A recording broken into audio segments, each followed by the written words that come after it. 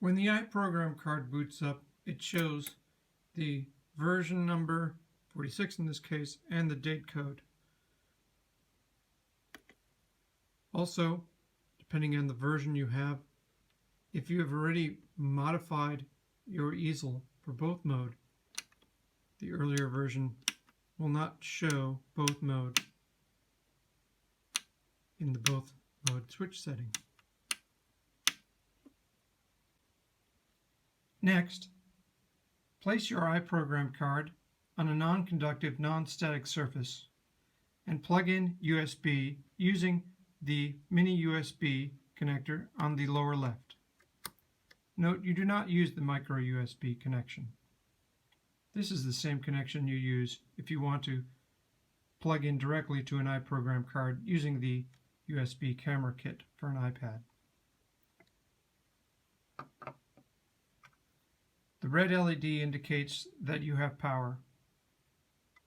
Now, to short out and reset the computer, you short the reset and the ground pins by taking a tweezers and just like that, short resetting this computer. You may also use a flathead screwdriver instead. The exposed pad here on the lower left is ground, and so you can safely touch it in case you accidentally brush by it. The next step after you have reset the card is to change the USB firmware mode. Now, you may not have a USB firmware serial port available, and that's because you haven't changed the mode yet. You go to change the USB firmware mode, and you go to USB serial. You open that file, and it will change the firmware mode to serial mode. Now, you still don't have that USB serial port available, but if you close it and you open it again, suddenly there it is. It's typically something that says USB modem.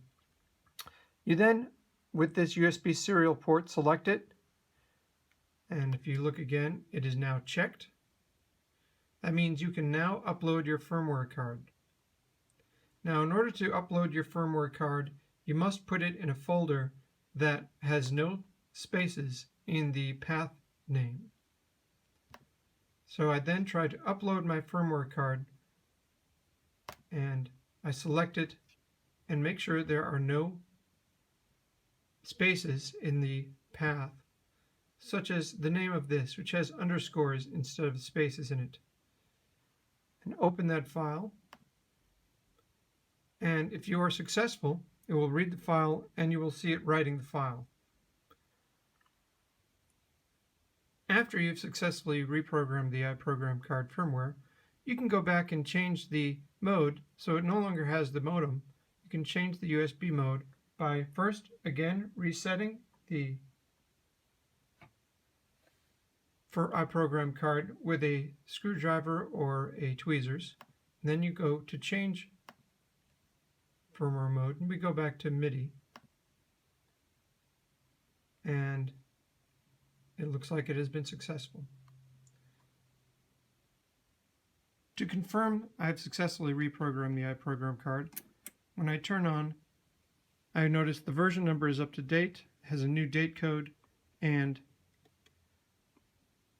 since I have already modified this easel, it recognizes both mode when the switch is in the middle position.